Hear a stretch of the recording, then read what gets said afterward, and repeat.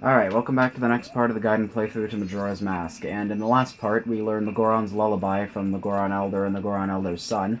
We used it to make the Goron Elder's son calm down and stop crying, and now we need to just go figure out what to do with this. And, off-screen, I broke through the chandelier and got this thing. What is this thing? Well, I know what it is, but just in case you don't, I'm going to show you what to do with it. It's on the way to what we need to do next anyways. So what you have to do is carry this thing all the way back to the mountain village. If I'm not mistaken, I could be wrong about this, I believe the mountain village's name was changed to Mountain Smithy in the 3DS version, thinking more about it. Because it is just one house. Yeah. That happens to be a smithy, so it would make sense.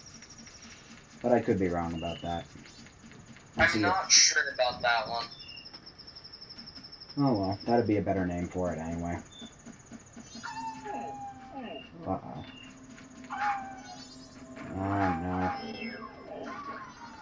Yeah, one Goron punch usually finishes those guys off, so don't worry too much about them.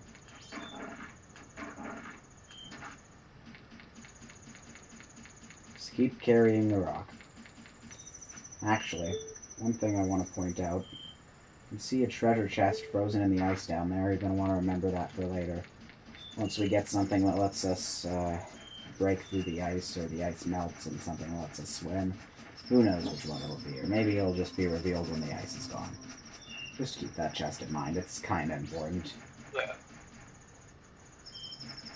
Alright, so if you'll remember right, in the mountain village, there was this Goron who said that he was pretty much starving to death and he just wanted to eat one last good meal before he died.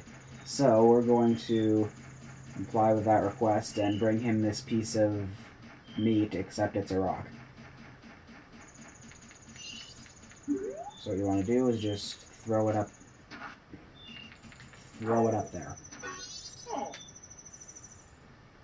He makes the weird little Goron sounds. Yep. And if you notice, he says it's imported from Dodongo Cavern. There is no Dodongo Cavern in Termina, which means it's probably referring to the one in Ocarina of Time. So that's pretty interesting. Yeah. And the meal fully revitalizes him, so now he's just gonna come down. Once again, just like every Goron, he's confused to see that Darmani is still alive, as one might be.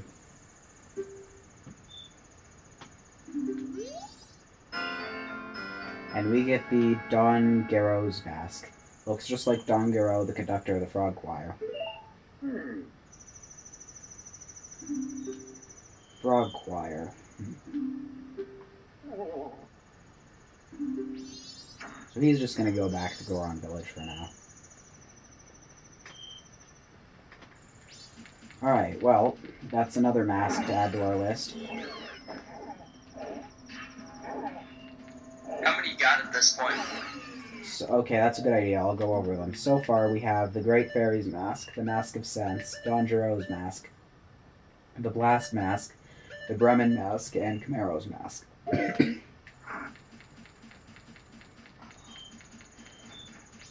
I believe there's two more that we can get right now if we wanted to.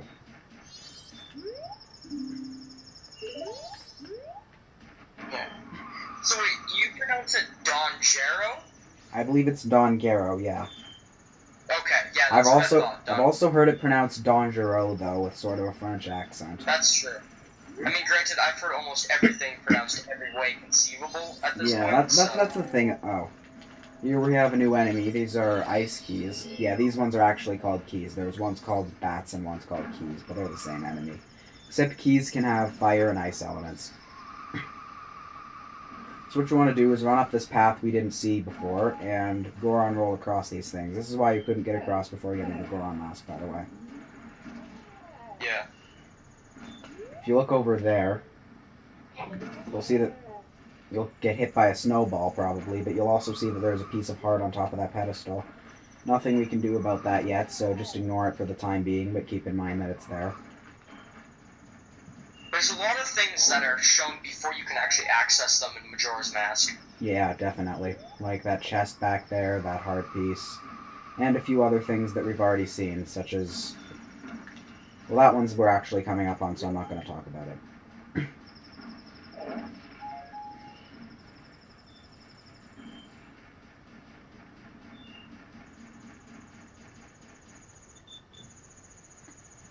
Alright, here we are at Snowhead.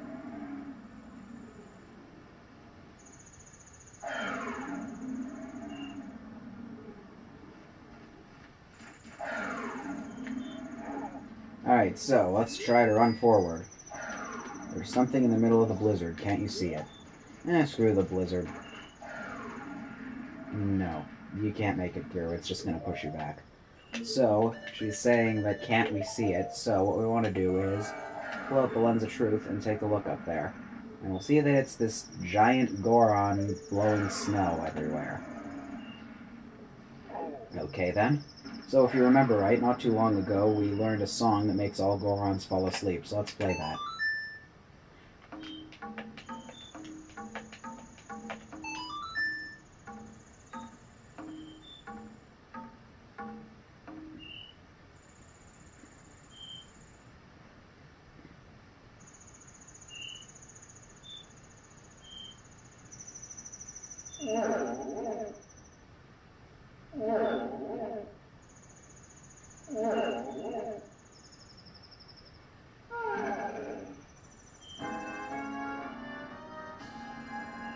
And he'll just sort of fall asleep and then tumble over the side.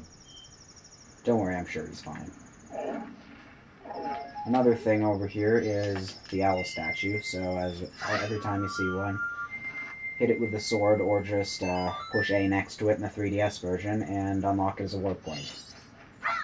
So, I think that'll be all for... Oh, wait, one more thing. That song, the Goron's Lullaby, was a howling song in Twilight Princess, except it sounded absolutely nothing like it sounds like here. So, that's just another little interesting fact that happened in But, in the next part, we are not going to be starting Snowhead Temple, and instead going back and doing a few little side quests first. So, thanks for watching this part, and I hope you found it helpful.